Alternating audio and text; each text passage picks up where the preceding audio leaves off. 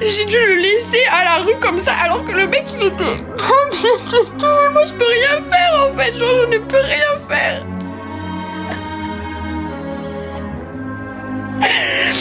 Oh mon Dieu, vous êtes vraiment des putains de gros connards de merde, mais vraiment.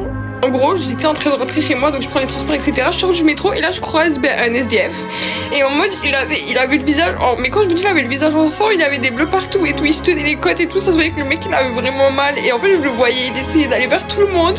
Il y avait tout le monde qui nous regardait comme si c'était genre un monstre en fait, genre je comprenais pas comment c'est possible en fait, genre il allait, enfin bref, il demandait de l'aide à tout le monde et tout, mais genre le mec vraiment il avait un regard, en fait je saurais même pas vous expliquer à quel point genre ça se voyait que le mec était mal et tout le monde le regardait comme si c'était genre la dernière des merdes, et je comprends pas comment c'est possible en fait.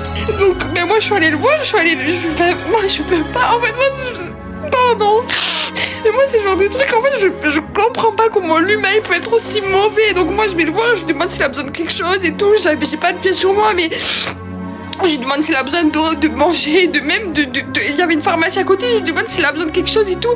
Au final, il m'a juste demandé du désinfectant, donc je suis partie lui acheter du désinfectant, je suis partie lui acheter à manger, à boire, etc. Parce que même si j'ai... Et puis vous allez me dire, oui, mais on n'a pas de sous, on a machin, mais il y a tout le monde a les moyens, en fait. C'est comme ceux qui ferment les yeux sur la Palestine, le Congo, les machins, les trucs. Vous pouvez faire des dons, et moi, je touche 1000 € par mois, d'accord, j'ai un loyer, j'ai tout ce que vous voulez, mais j'aurai toujours assez d'argent pour aider les autres, en fait, mais...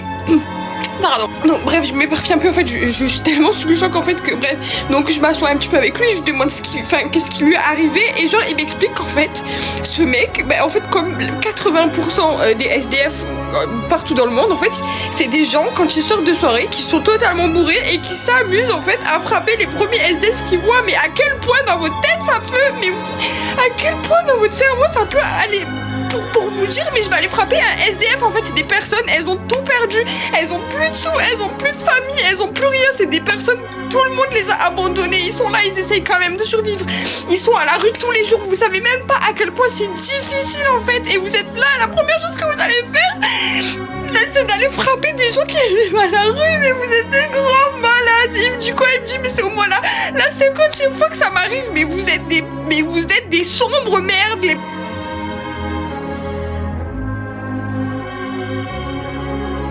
Les amis, des fois, faut arrêter de parler et simplement agir. Merci en tout cas à la fille qui a fait ce TikTok.